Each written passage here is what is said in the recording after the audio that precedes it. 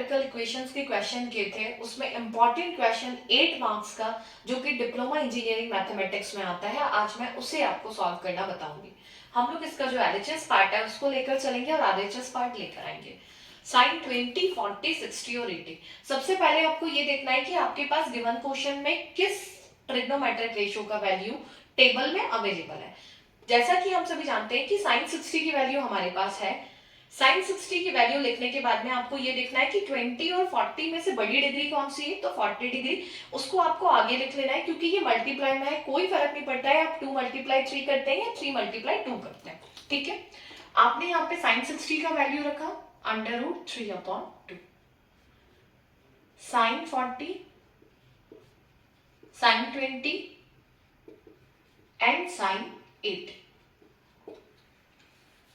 Sign 40 और 20 को यदि हमें सॉल्व करना है तो ये इजीली सॉल्व हो जाता है यदि ये 2 साइन 20 इंटू साइन 40 होता।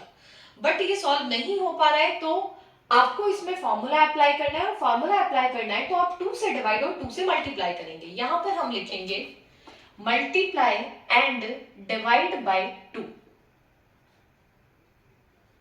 Multiply and divide by 2। जैसे ही आप 2 से डिवाइड करेंगे तो आपको 2 से डिवाइड वाले पार्ट को बाहर लिखना है, जो मल्टीप्लाई वाला पार्ट है वो 40 और 20 के साथ रहेगा, क्योंकि यदि आप बेसिक फॉर्मूलाज को देखते हैं तो हमारे पास 2 साइन ए और साइन बी का फॉर्मूला है।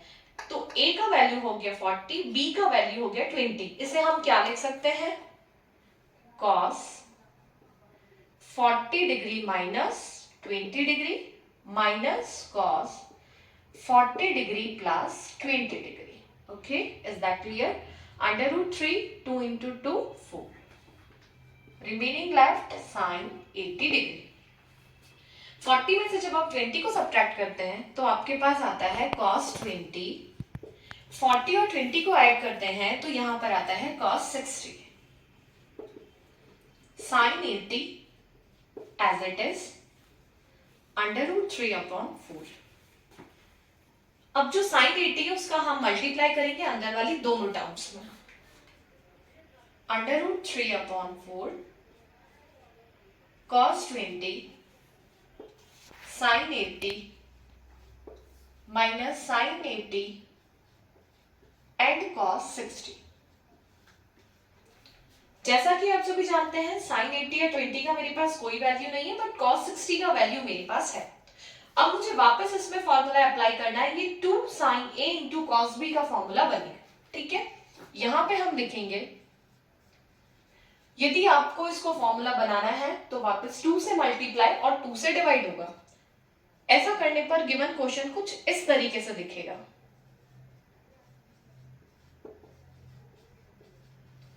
माइनस cos 60 का वैल्यू है हमारे पास 1/2 साइन 80। यदि हम इसे ध्यान से देखते हैं तो दोनों ही टर्म्स में 1/2 जो है वो कॉमन है। हम 1/2 को भी बाहर निकाल लेते हैं। आफ्टर दैट यदि आप फॉर्मूला अप्लाई करते हैं तो 2 साइन ए इंटू कॉस बी का फॉर्मूला हो जाएगा साइन ए प्लस बी प्लस साइन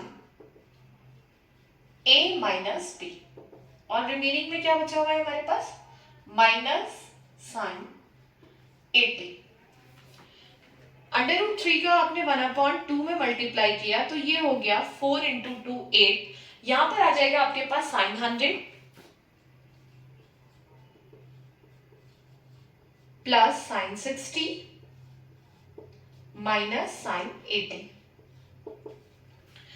जैसा कि हम सभी जानते हैं यदि हम क्वाड्रेंट सिस्टम की बात करें, मैं 180 में से किसको सब्ट्रैक्ट करूं कि मेरे पास 100 आए, तो मैंने लिया है 180 माइनस 80। मैं 100 को क्या लिखूंगी, साइन 180 माइनस 80। साइन 180 के केस में चेंज नहीं होता है, साइन ही आएगा। 180 माइनस थीटा मतलब हम कौन से क्वाड्रेंट में हैं, सेकंड क्वाड्रेंट में है। सेकंड क्वाड्रेंट में साइन और कॉसेक पॉजिटिव होता है, तो यहाँ पे 100 की जगह हम क्या लिख सकते हैं, साइन 80।